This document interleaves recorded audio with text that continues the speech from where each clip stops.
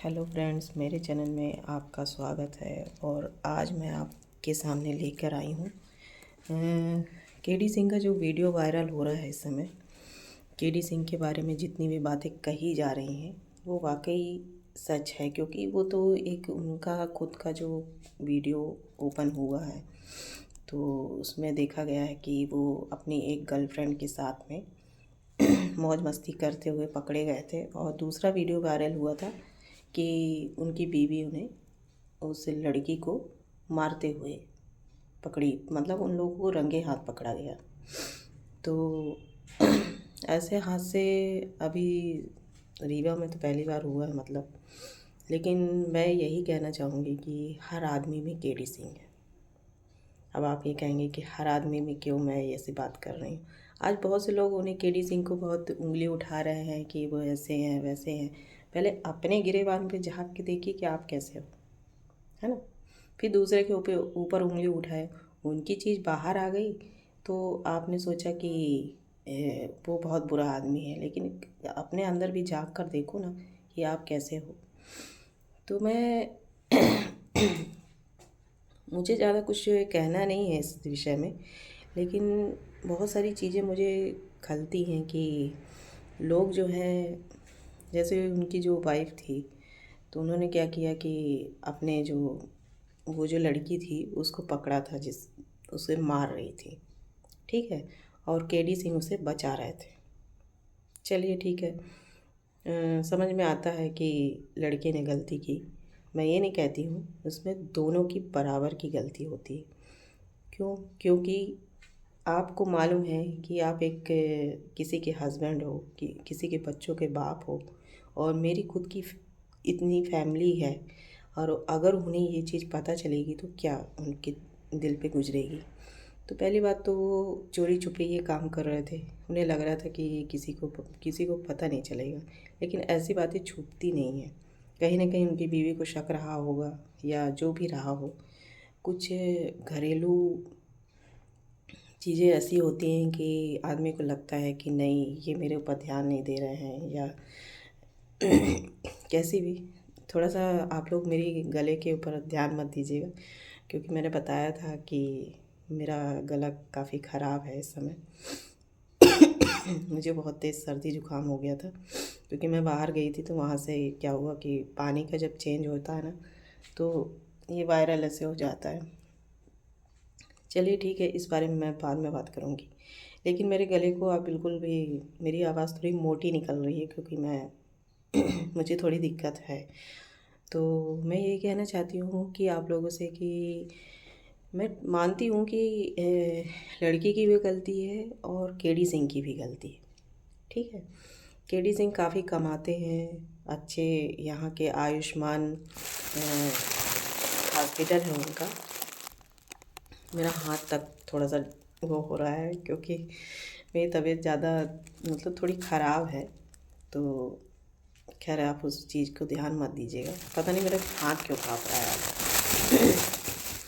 चलिए ठीक है, तो मैं आपको बताती हूँ कि क्या हुआ कि मेरी मम्मी की तबीयत ख़राब हुई, उनके सीने में दर्द उठा था। तो मुझे किसी ने बताया कि आप केडी सिंह को दिखाओ, वो रीवा के बहुत अच्छे डॉक्टर हैं। तो मैं उनको दिखाने मम्मी को लेके गई। तो क्या हुआ कि उन्होंने पूरा पहले एंट्री फीस और मतलब चार्ज कितना 1,000 के आसपास फीस शायद उन्होंने ली थी मुझसे। उसके बाद नंबर नंबर में ऐसा कि कोई भी नंबर में चला जा रहा है, मतलब मेरा नंबर 34-35 है तो इसके पहले वाले, इसके बाद वाले नंबर वालों को भेजा जा रहा था। तो मेरी थोड़ी सी लड़ाई भी हो गई थी वहाँ पे। क्यों हो गई थी? क्योंकि मैं जब सब नंबर से जा रहे हैं तो मुझे भी नंबर से जाने दिया जाए ना। मेरा नंबर जब आएगा तब आप मुझे अंदर जाने दें। लेकिन मेरे बाद वालों को वो भेजा जा रहा था और मुझसे ये कहा जा रहा था कि ये पहले से आके बैठे हुए थे, जबकि वो बैठे नहीं थे, है ना। वो मैं वहाँ कंटिन्यू करीबन 2 घंटे बैठी रही वहाँ पर। कैसे तैसे नंबर आया, फिर वो मैं केडी सिंह के पास गई मम्मी को लेके। उन्होंने थोड़ी बहुत जांच वाच की और उन्होंने कहा कि इनके एक साइड ये मतलब पूरा यहाँ से पूरा ये सीटी स्कैन वगैरह होगा, पूरी जांच करवानी। ठीक है। सीटी स्कैन मतलब वो उनके बोले कान तक का मतलब पूरा एक्सरे वगैरह, सीटी स्कैन नहीं सॉरी एक्सरे एक्सरे करवाना था। तो हम लोग गए एक्सरे करवाने के लिए। तो उन्होंने पूरा चैन वैन और कान में जो पहने रहती है ना, तो वो सब उतरवाया और फिर उनका एक्सरे लिया सारी चीज़ें। तो मुझसे डॉक्टर साहब ने कहा कि एक काम करिएगा, आप मम्मी को छोड़ दीजिएगा और जब आप रिपोर्ट कलेक्ट करने 1 घंटे 1.5 घंटे बाद आइएगा तो आप मुझसे मिलिएगा, मैं आपको उसके बाद ही दवाई लिखूँगा। तो मैंने कहा ठीक है, कोई बात नहीं मम्मी की, ठीक है चलो, बार बार मम्मी को लेके जाना दिक्कत ही है क्योंकि उनकी तबीयत ठीक नहीं थी। तो मैं उनको घर पे छोड़ के और 1-1.5 घंटे बाद मैं गई। तो मैं जब कमरे, उस समय बिल्कुल हॉस्पिटल बिल्कुल खाली पड़ा हुआ था, एक भी कोई नहीं था वहाँ पे, 2-4 लोग ही मतलब वहाँ पे थे। तो क्या हुआ कि मैं अंदर जब जाने खटखटाया मैंने दरवाज़ा उनका, तो उन्होंने हाँ बोला। तो मैं अंदर जब गई तो खाना खा रहे थे। तो मैंने कहा यार खाना खाते समय किसी को क्या डिस्टर्ब करना, तो मैं बाहर आ गई।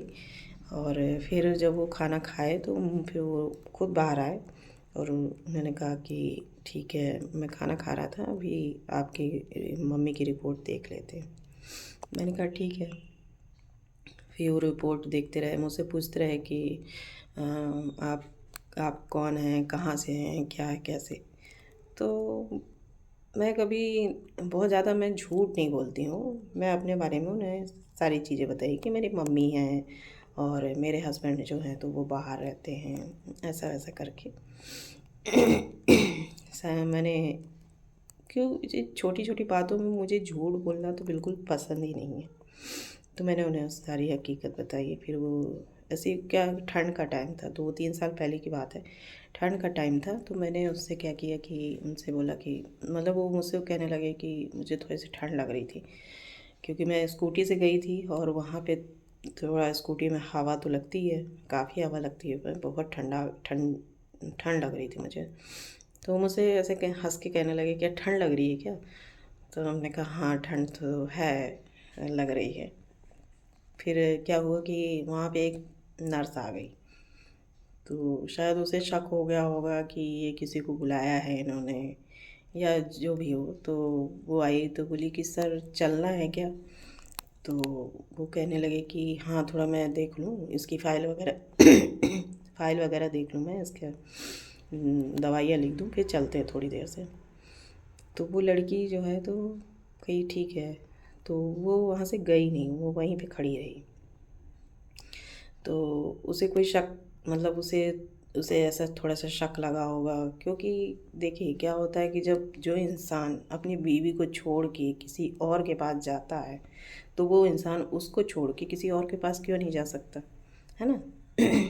और लड़कियों में थोड़ी सी शंका होती है क्योंकि आदमी लोग जनरली ऐसा करते हैं। तो यही हुआ, फिर वो खड़ी रही, वो यहाँ से वहाँ से गई नहीं।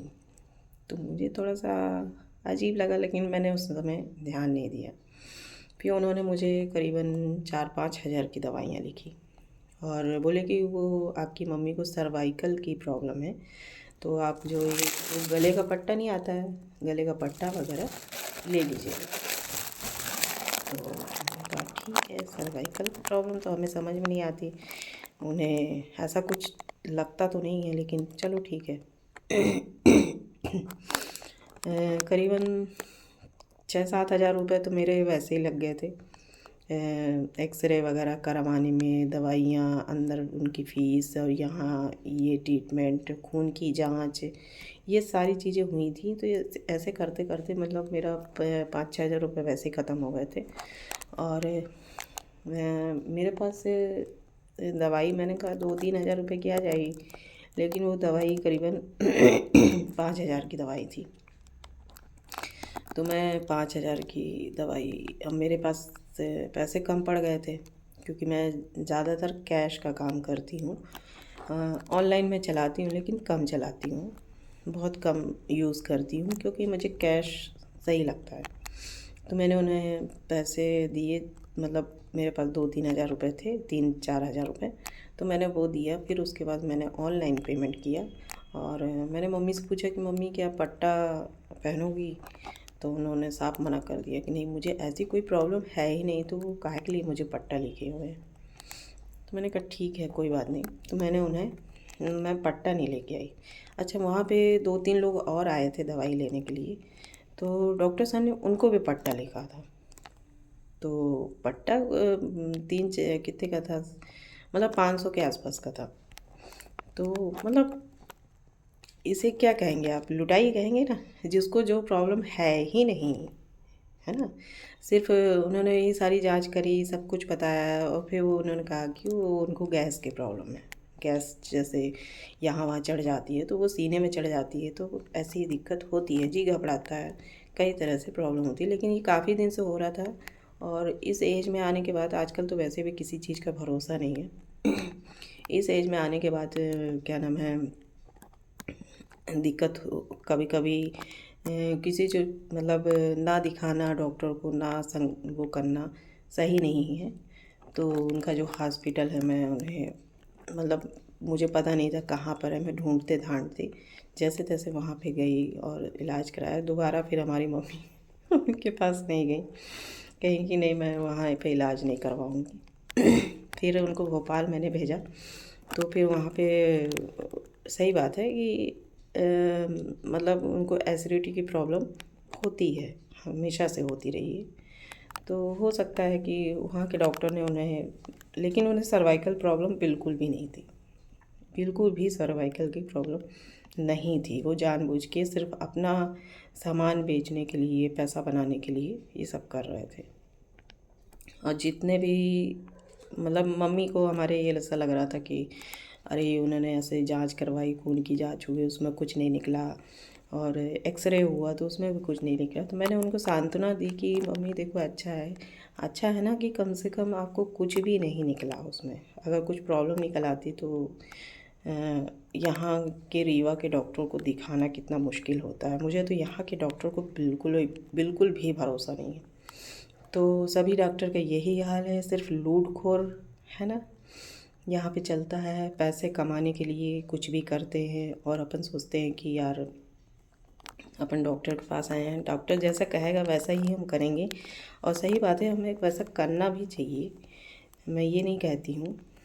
तो मेरे साथ ऐसा हुआ और मुझे वो डॉक्टर बिल्कुल भी सही नहीं लगे, ना ही इलाज के तौर पे और ना ही, खैर ठीक है, मैं ये सब चीज़ें आई गई मान लेती हूँ। शायद वो लड़की नहीं आती तो फिर शायद थोड़ी सी और बातें करते मुझसे या कुछ भी कर सकते थे। खैर मैं ज़्यादा उस समय इन सब चीज़ों पे ध्यान नहीं दिया मैंने। लेकिन अचानक से मुझे ये बात याद आई कि मम्मी के साथ ऐसा ऐसा हुआ था और मैं वहाँ गई थी उनको दिखाने के लिए। तो ये वीडियो मैं उस लड़की से भी, मेरे पास वो वीडियो जो है, उस लड़की का भी वीडियो है मेरे पास। वो लड़की कौन है, क्योंकि अभी तक ये भी पता नहीं चल पाया है कि वो लड़की आखिर है कौन। देखिए क्या होता है कि डॉक्टर साहब की बदनामी तो हो गई, है ना। वो लड़की अभी 23 या 24 साल की है मुश्किल से, क्योंकि उनका खुद का एक वीडियो वायरल हुआ है जिसमें उन्होंने बताया कि मेरी एक लड़की है 23-24 साल की, जिसके साथ मेरे शारीरिक संबंध हैं और मैं उसके साथ घूमता फिरता हूँ, सब चीज़ है। और मतलब बहुत अश्लील बातें कर रहे थे, बहुत ही ज़्यादा, इतनी गंदी। मतलब आप कम से कम 50-55 साल के तो होंगे, वो आपकी बेटी के बराबर है ना। तो बेटी के बराबर है तो आप क्या सोच के ये सब कर रहे थे। मतलब एक भी आदमियों की उसमें एक भी शर्म नाम की चीज़ नहीं होती है। और मैं यही कहती हूँ कि हमेशा क्या होता है कि जब ऐसा कुछ होता है ना, तो हमेशा बीवियाँ जो हैं तो ब्लेम करती हैं लड़की के ऊपर। भैया अपने पति को भी तो देखो ना, उन्हें भी तो संभालो, है ना।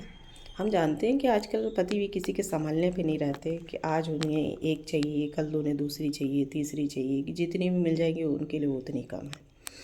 तो उसके लिए फिर दो ऑप्शन है आपके पास, या तो आप सब कुछ सहते रहो और चुपचाप अपने जवान बन करके चुपचाप रहो, ठीक है, और या फिर आप उससे तलाक ले लो, है ना, अलग हो जाओ।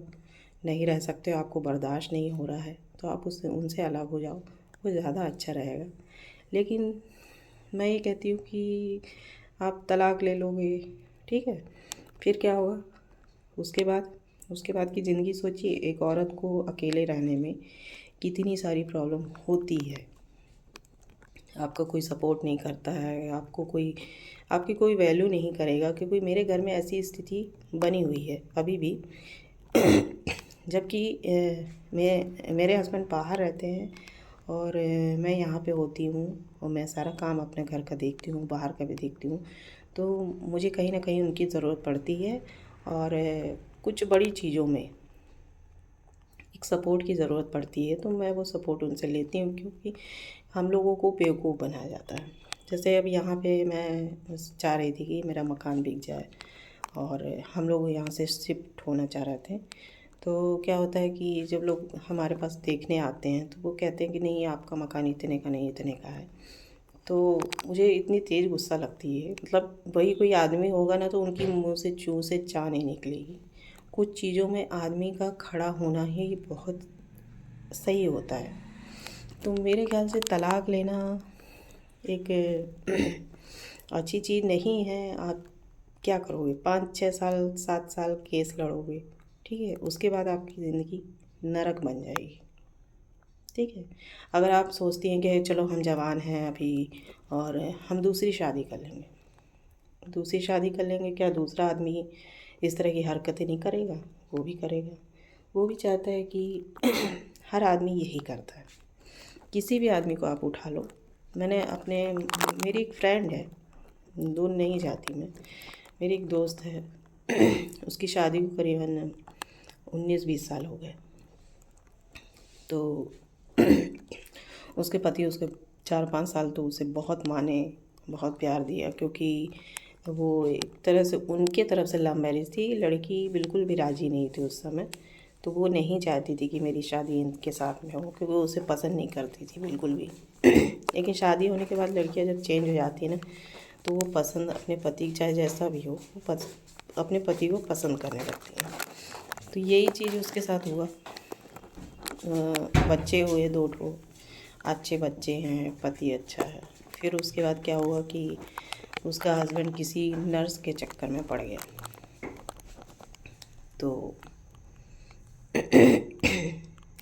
अब मैं ज़्यादा क्योंकि अगर वो वीडियो देखेगी तो वो कहेगी कि मेरी कहानी क्यों ओपन कर रही हो। तो उनकी घर गृहस्थी भी ऐसी डामाडोल चल रही है। जब हम लोग की बातें होती हैं ना, तो वो भी कहती है कि यार मैं बहुत टेंशन में रहती हूँ, है ना। जैसे तुम यहाँ अकेले रहती हो, वहाँ मैं घर में अपने पति के साथ होते हुए भी मैं अकेले ही रहती हूँ, क्योंकि सारा दिन तो वो बाहर रहते हैं, रात में थके हारे आते हैं और सो जाते हैं। हम लोगों को एक दूसरे के साथ बैठने का, बात करने का टाइम ही नहीं रहता है। तो आजकल का बिजी, इतना ज़्यादा बिज़ी हो गया इंसान ना, कि एक दूसरे को टाइम देना बहुत मुश्किल हो गया। तो यही सारी चीज़ें हैं कि कहीं ना कहीं रिलेशनशिप भी, पति पत्नी हो, हस्बैंड वाइफ हो, तो क्या कर सकते हैं। अगर आप टाइम नहीं दोगे एक दूसरे को, तो आपके साथ ऐसा भी होना ही है। और नहीं, अगर आप सोचते हो कि नहीं मैं पूरा पूरा टाइम दे रही हूँ उनके लिए, मैं सब कुछ कर रही हूँ, उसके बाद भी अगर ऐसा होता है, और होता है, ये नहीं कहती मैं कि नहीं होता है, ऐसा होता है, तो आप क्या करोगी?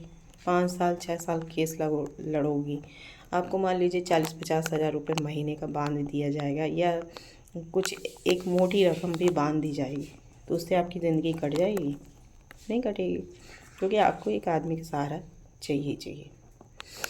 तो अब अभी उनके पत्नी ने क्या एक्शन लिया है, अभी तो वो उनके साथ में रह रही हैं शायद, और उनकी आपस में बातचीत बंद है, ऐसा हो सकता है। जहाँ तक मैं औरतों के हित की बात तो नहीं करती हूँ, मैं सबकी हित की बात करती हूँ। जो सही होता है मैं वही बोलती हूँ। कि अब वो सोच रही होंगी कि मुझे क्या करना चाहिए, और ये वाकई डिसीजन जो है तो उन्हीं का ही है कि उनको क्या करना है अपनी लाइफ में। देखिए, लाइफ दोनों तरफ ही अगर आप उनके साथ में रहते हो तो भी आपकी लाइफ ख़राब है, क्योंकि आप जीवन कुरते ही रहोगे। जीवन मतलब आप कभी भी, अगर शायद पति अच्छा भी हो जाएगा तो भी आप उसके ऊपर विश्वास नहीं करोगे और उसके साथ रहना भी पसंद नहीं करोगे। आपको तब भी लगेगा कि वो आदमी बाहर जाता होगा, किसी और से मिलता होगा, किसी और के साथ रातें गुजारता होगा, होटल में घूमता होगा, सारी चीज़ें होती हैं। तो इसका कोई सलूशन नहीं है, और इसका सलूशन मैं क्या, दुनिया की कोई भी औरत नहीं बता सकती है। इसके दो तीन ही सलूशन यही है कि पहला सलूशन, या तो आप जीवन भर कुंवारे ही रहो, आप शादी मत करो, फिर आपको जो करना है आप करते रहो आराम से, कोई दिक्कत नहीं, ना आपको कोई रोकने वाला ना कोई टोकने वाला। और शादी कर रहे हो तो इस चीज़ की गारंटी मत लो कि सामने वाला आपके लिए सब कुछ कर सकता है। कुछ दिन वो आपको प्यार करेगा, मानेगा, और उसके बाद फिर वही किसी और के पास जाना उसका तय है। और तीसरी ये है कि या फिर तो आप उससे अलग हो जाओ, या तो छोड़ दो पूरी तरह, या फिर आपको लगता है कि नहीं, मान लीजिए कोई ऐसी लड़की है कि वो कमा नहीं रही है, उसकी कुछ पर्सनल प्रॉब्लम है, वो नहीं जॉब कर पा रही है, या नहीं पढ़ी लिखी नहीं है, वो जॉब नहीं कर रही है, तो वो कोर्ट पे जाती है कि मैं अरे अब मैं बहुत कुछ कर लूँगी। तो शायद मुझे, क्योंकि हर आदमी खाने के लिए बैठा है यहाँ पे, है ना, चाहे वो डॉक्टर हो, और चाहे वो वकील हो, और चाहे वो पुलिस वाला हो। तो मैं तो हमेशा यही कहूँगी आप लोगों की, इन तीनों लोगों से अगर दूर रहो ना तो बहुत अच्छा रहता है। लेकिन क्या करें, हमारे जीवन में कभी कभी ऐसी समस्याएं उत्पन्न हो जाती हैं कि हमें इन तीनों का कहीं ना कहीं सहारा लेना पड़ता है। कभी कभी हम जानबूझ के उस कहते हैं ना, अपने आप को कुएं में कूद जाना, अपनी ज़िंदगी अपने हाथों बर्बाद कर लेना। तो यही सारी चीज़ें होती हैं। लेकिन मैं औरतों से यही कहना चाहती हूँ कि जितनी गलती लड़की की है उससे कहीं ज़्यादा गलती उस आपके पति की भी है। क्यों? क्योंकि वो लड़की उस आदमी के पास नहीं आई थी, है ना, उस पति के पास नहीं आई थी, आपका पति उसके पास गया था। और मैं यही कहना चाहती हूँ, बहुत लोगों को मैं समझाती हूँ, लड़कियों से लड़ते हो, उसे मारते हो, उसे पीटते हो, ठीक है, लेकिन आप अपने पति के ऊपर हाथ नहीं उठा सकते। क्यों? क्योंकि वो पति है। आप एक बार मार के तो देखो, उसकी इज्जत धुल जाएगी पूरी, है ना। अगर मेरे हिसाब से मेरा पति अगर ऐसा करता तो मैं उसे बीच चौराहे पे उस लड़की को नहीं मारती, अपने पति को मारती। क्यों? क्योंकि मेरा पति गया था उसके पास गिड़गिड़ाने के लिए, और उससे वो क्या क्या झूठ बोलता है, कैसी कैसी दिक्कतें होती हैं। तो मतलब मम्मी का फ़ोन बजने लगा क्योंकि मैंने वीडियो बनाने के चक्कर में ना फ़ोन को बंद कर रखा, हो सकता है किसी का हो। चलो ठीक है, मैं मम्मी बाद में देख लेंगी, क्योंकि मम्मी तो अपना फ़ोन अटेंड नहीं करती कभी भी, मैं ही देखती हूँ उनका फ़ोन। तो मैं यही कहना चाहती हूँ कि जहाँ गुड़ होता है ना, मक्खी वहीं भिन बनाती है। ये बात आप ध्यान रखिएगा। स्पेशली उन औरतों के लिए मैं कहना चाहती हूँ कि जो कहती है ना कि अरे वो लड़की ने हमारी घर गृहस्थी बर्बाद कर दी। तो मैं ये कहना चाहती हूँ कि वो लड़की ने घर गृहस्थी नहीं बर्बाद करी, आपके पति ने आपकी खुद की घर गृहस्थी बर्बाद करी, क्योंकि वो उसके पास नहीं गई थी, वो उसके पास गया था गिड़गिड़ाते हुए। क्यों? क्योंकि उसे नई लड़की चाहिए, नया एंजॉयमेंट चाहिए, क्योंकि बीवी उसको समय नहीं देती है, बहुत सारी चीज़ें हैं, है ना। वो उसे तरह तरह की कहानियाँ सुनाएगा कि मेरे साथ ऐसा होता है, मेरी बीवी मुझे समय नहीं देती है, और उसके पास टाइम नहीं होता है, वो मुझे शारीरिक संबंध के लिए मना करती है। वगैरह वगैरह बहुत सारी चीज़ें होती हैं उसमें कहने के लिए। मैं इतना स्पष्ट नहीं कह रही हूँ कि मेरा हर वीडियो बहुत साफ़ सुथरा बनाती हूँ। मैं कोई अपनी वीडियो में कोई गंदगी या कोई भी अश्लील हरकतें इसमें नहीं दिखाती हूँ। कोई ऐसा वीडियो मैं नहीं डालती हूँ। उस लड़की का भी वीडियो है और उसने पूरा इल्ज़ाम केडी सिंह के ऊपर दिया है। क्यों? क्योंकि वो जानती है ना, कि केडी सिंह ने कहीं ना कहीं उसकी ज़िंदगी भी ख़राब करी है। 23-24 साल की लड़की की क्या एज होती है और उसको कितनी अकल होती है, ये आप सोच सकते हैं। क्या होता है कि हम लड़कियां थोड़ा सा बाहर काम करने निकलती हैं। क्यों? क्योंकि घर के खर्चे मेंटेन नहीं हो पाते हैं, या फिर लड़कियां बाहर से आती हैं पढ़ने के लिए, तो वो ज़्यादातर ऐसी हरकतें करती है क्योंकि उन्हें अचानक से चाहिए होता है पैसा, है ना। जो लड़का, जो भी आदमी उसके ऊपर पैसा खर्च करेगा, उसे अच्छी खुशियाँ देगा, घुमाएगा फिराएगा, खिलाएगा पिलाएगा, सब सारी चीज़ें होती हैं। तो वो लड़की कहीं ना कहीं, क्योंकि उसके दिमाग तो होता नहीं है, क्योंकि वो पूरी तरह से मैच्योर नहीं होती है। और जब हम लोग इस एज में आते हैं ना, ऐसे 35 के ऊपर की जो लड़कियां होती हैं, औरतें होती हैं, वो तो जब थोड़ी समझदार होती हैं तो वो ऐसी हरकतें नहीं करती हैं। और अगर मान लीजिए उन्हें कभी कोई गलती की भी होगी तो अपनी गलती की वो उस चीज़ से हट जाएंगी और उस रिलेशनशिप को ही ख़त्म कर देंगी जो उनके लिए सही नहीं है। तो मैं तो यही कहती हूँ कि आप उस रिलेशनशिप को ख़त्म कर दो, उससे कोई वास्ता नहीं रखो, उससे कोई मतलब नहीं रखो। और अपनी ज़िंदगी तभी आपकी सही रहेगी जब आप सब कुछ अपने तरीके से करोगे। या तो अकेले जीना सीख लो, है ना। मैंने आपको 3 ऑप्शन दिए। या तो आप शादी मत करो, अकेले रहो, अपने माँ बाप संभालो और अपनी घर की जिम्मेदारी देखो। किसी दूसरे की नौकरानी बन के रहना, नौकरानी मैं सही कह रही हूँ। क्योंकि जब शादी होके एक लड़की घर आती है ना, तो उसे ये कहा जाता है कि ये आज से ये घर तुम्हारा है, ठीक है। तो ठीक है, हमारा है घर, आज से इसका पूरा केयर टेकर जितना भी है, मतलब आपको खाना बनाने से लेके, बर्तन धोने से लेके, कपड़े धोने के, वो सारी जिम्मेदारी उसके ऊपर एकदम से आ जाती है। और वो करती भी है। क्यों करती है? क्योंकि वो जानती है कि ये मेरा घर है और मुझे इसे संभालना है, इसे संभालने वाला कोई नहीं है। तो वो पूरी शिद्दत से वो सब कुछ करती है, फिर भी उसे वो इज्जत नहीं मिलती, है ना, जिस इज्जत की वो हकदार होती है। अब वो इज्जत जब उसे नहीं मिलती है तो उसे वो टूटती है कि अब मैं आगे क्या करूं, क्या ही करूं मैं। पति मेरा ध्यान नहीं देता है, हो सकता है पति आपको दूसरी जगह मुंह मार रहा हो, आप घर के अंदर 4 दीवारी में बैठे हुए हो, आपको कुछ चीज़ भी समझ में नहीं आ रही, क्योंकि आप देखते नहीं हो।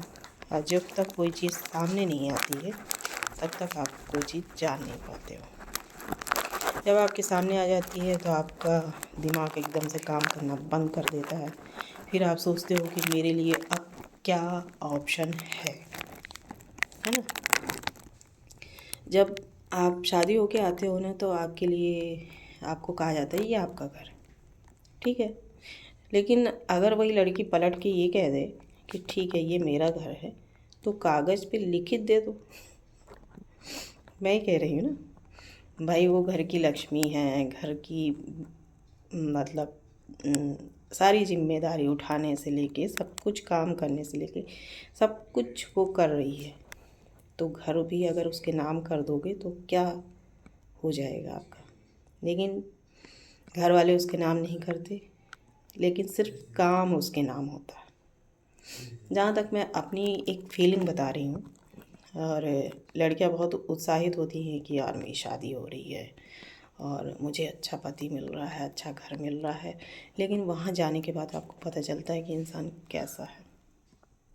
शुरू शुरू में सब अच्छा होता है, सब बढ़िया चलता है, सास ससुर भाई बहन पति सब कुछ अच्छा चलता है। लेकिन फिर धीरे धीरे उसी में ही खटास पैदा होने लगती है और ज़िंदगी एकदम से तबाह हो जाती है कि आपको पता चलता है कि आप जिसके लिए इतना कर रहे हो वो आपके लायक नहीं। तो ये सिर्फ एक केडी सिंह की कहानी नहीं है, ये हर एक आदमी की कहानी है, हर एक औरत की कहानी है। केडी सिंह की मिसेस की कहानी है और सबके साथ यही होता है। मैं उनकी मिसेस से स्पेशली कहना चाहती हूँ, अगर ये वीडियो वो देख रही हैं, अब डिसीज़न उनका है कि वो क्या चाहती हैं और क्या करना चाहती हैं, ये उनके ऊपर निर्भर करता है। और फिर अपन, क्योंकि ये उनका मामला है, उन्हें कैसे शॉर्ट आउट करना है, कैसे अपना रिश्ता निभाना, आगे चलना है कि नहीं चलना है। बहुत लोगों से बहुत सुनने में आया कि नहीं वो डाइवोर्स दे रही हैं। मुझे इस विषय में कुछ भी नहीं मालूम है कि वो क्या कर रही हैं क्या नहीं कर रही हैं, क्योंकि ये उनका मामला है, वो जाने। और मैं बस इस वीडियो के माध्यम से यही बताना चाहती हूँ कि हर आदमी केडी सिंह की तरह ही है। तो फिर मिलते हैं एक ऐसी ही रोचक कहानियों के साथ में। और मेरे चैनल को लाइक करिएगा, सब्सक्राइब करिएगा। और जहाँ से भी आप मेरा चैनल मुझे देख रहे हो, जहाँ से भी मुझे आप देख रहे हो, तो कमेंट में ये ज़रूर बताइएगा कि आप मुझे कहाँ से देख रहे हैं। तो मिलते हैं नेक्स्ट ब्लॉग में। बाय।